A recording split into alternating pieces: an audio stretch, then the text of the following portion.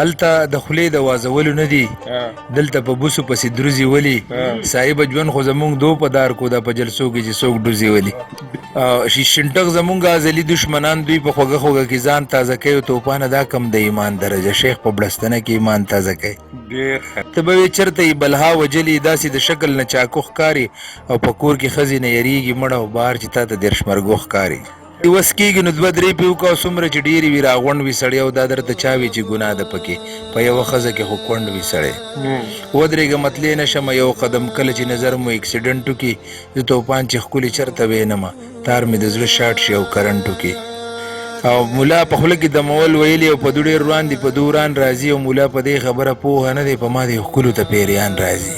مونږ ورته ناني که تاناني کوو زمونږ په نه خبره شر سیوا کړي ښکلي د بل سره خبرې کوي او زمونږ هسې بلډ پریشر سیوا کړي او د پښتنو دا ترقي ډېره ده نیتونه یو بل ته وران ساتي خلک د برې نه په بره لاړل او پښتانه هغسې چرګان ساتي ما وې دې ښکلو ته به نه ګورم او ما یې کومات زړګې مې چین ونیسي ښکلې خو داسې سینه جوخته راکړه سړی چې 11,000 لین ونیسي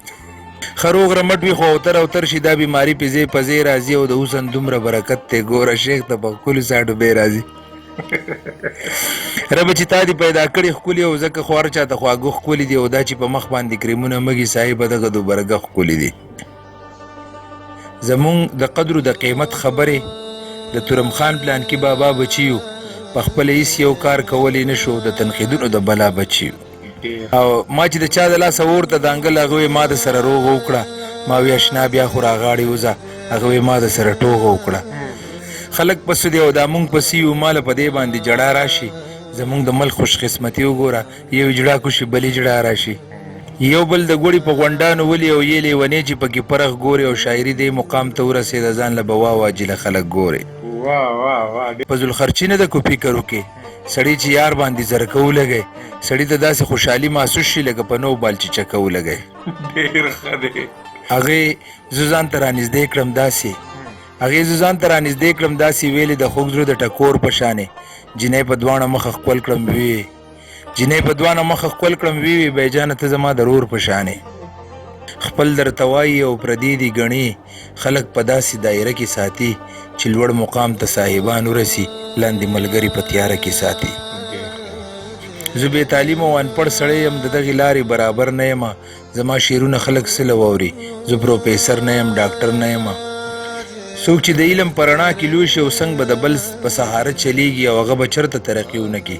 څوک چې د بل په اشاره چلیږي نه خبره خفه کېږي مړه او د ټولو خلکو نه جدا سړی دی ما ته د دغې ښکلي مه وایه سو مړه دا سو هندوبقا سړی دی دا تقدس چې د رشتو څومره دی د مور او زوی پکې خوږه رشته ده او ګناهګارېږم په دې خبره چې دا سانډو پکې لاسه رشته ده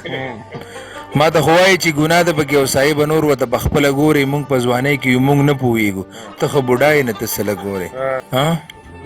هغوی زړه دې په قابو کې ساته او د محبت میدان انمول دی ګورې ما وی چې شونډې مې په شونډو لګي هغوی دا ونه کې پول دی ګورې هغه په هر څو کې د مچ رادانګې او مجنون د پویو د نهر بچی دی او په محبت کې راته لتې وایي مړه رقیب دی نو د خر بچی دی نازق خان صاحب زما زړه خدای یو نظم دی چې ملک په زمون ښه شي آزاد ازادي ده او ارزانه ارزاني ده او د خان پکې خاني ده غریب لږ په دیکو دی چې د دې نه زیات دیکه شي نو ملک په زمون ښه شي څوک وروسته څوک اول دی که زه یم او که بل دی د غل د پاسه غل دی د پاکو خلکو پاکو نه چې تشه خزانه شي نو ملک په زمون ښه شي د څه شي ستا پیډر و چې ونه کېټر پر او کوزوم د نه میټر د بجلی پتلو راتلو چې د دا زړه تیکه تیکه شي نو ملک په زمون ښه شي